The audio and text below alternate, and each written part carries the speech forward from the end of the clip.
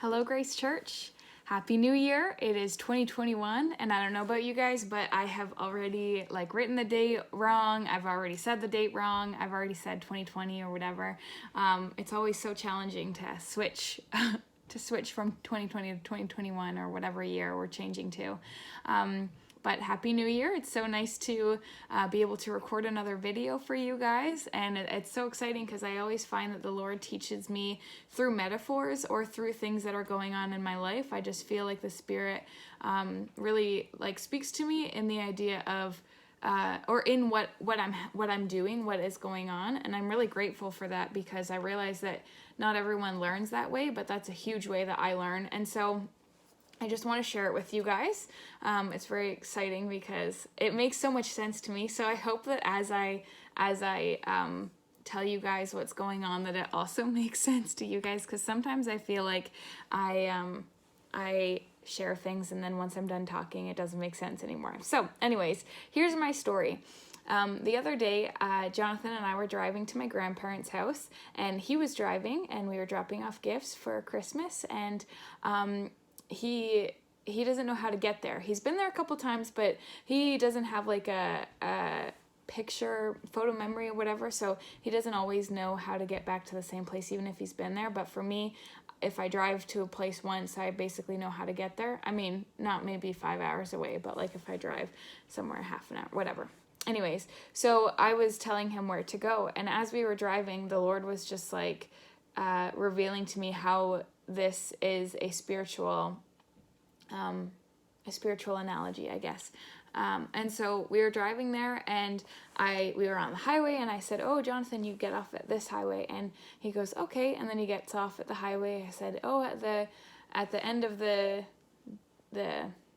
exit ramp, you turn right." He goes, "Okay." So then he follows my instructions, and then I start thinking about this, and then I was kind of not testing him, but we were supposed to go straight through a green light, the traffic light, and I could have said, "Oh, you just go straight through here," or I could have let him just drive, or I don't know, it was kind of I was testing him to see what was going to happen. And then he goes, do we go straight through the light? And I said, "Yep." And I could have replied, "If you don't hear from me, you just keep going straight," right? Sometimes you can hear that if you're driving with someone, you get those sassy replies "Just wait till I tell you, and then I'll tell you where to go." Anyways, so he asked that, and I said, "Yes, we go straight through the light." And so we kept driving, and then I let him know. I said, at the next stop sign, there's a little jog in the road, so you're going to turn right and then turn left almost immediately. He goes, "Okay, thanks for letting me know." So we keep driving.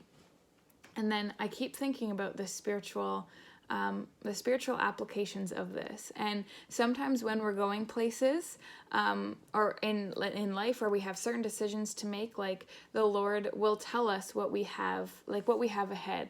"Oh, Becki, I want this for you," or "I need you to do this," or whatever. So then I have to follow in obedience. "Oh, there's a jog in the road up ahead, so you turn turn right, then left." Okay. So sometimes it's as clear as that. He'll tell us, or he'll give us the nudgings of our spirit as to where we're going next or what we're doing. And other times we are just asked to continue going forward in faith. And sometimes that is scary. Other times it's okay, I know that he'll tell me where to go, and if I don't hear from him, I just need to keep walking. And other times we'll maybe turn the wrong way and we'll have to get redirected. And this reminded me of a GPS analogy of, oh, you can make the wrong turns, but the Lord will always be faithful to bring you where you're supposed to go. And I like that analogy, but I almost like the idea of driving with someone more and hearing their voice, because it works off relationship. With the GPS, there's no relationship, but with a person in the passenger seat, there is a relationship. And even though Jonathan was the one driving, I was still the one who knew where to go. I am not God by all means, at all, because it actually was funny. When we were turning into their driveway, Jonathan was driving, and I was explaining this metaphor that the Lord was literally teaching me in this moment. And I was "Oh shoot, Jonathan, you have to turn here. And so he slows down quickly and turns. And then I was like, see, not a perfect metaphor because I'm not God and I sometimes forget to tell you where to go. Anyways, so, and I think God is always faithful to tell us where we need to go when we need to go. It's just whether we hear him or whether we're obedient to his call that makes the difference. Because sometimes I think we can be distracted. Maybe you're not paying attention or you're not listening. And I think that doesn't reflect poorly on God. It reflects poorly on our ability to listen.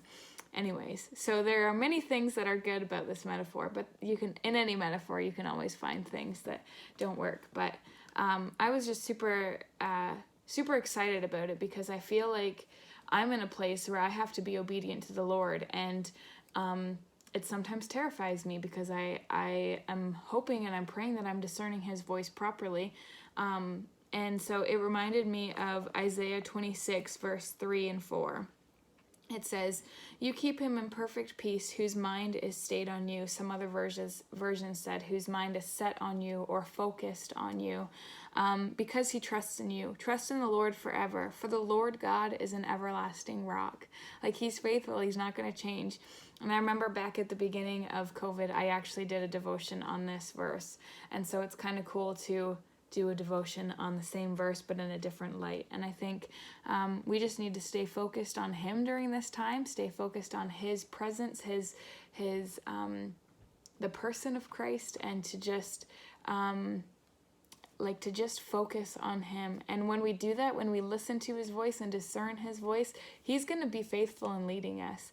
Sometimes we might not hear him, but we do know that if he's called us to something, we have to keep doing that, and we have to keep going straight through the green light, even if we haven't heard, or even if we haven't had that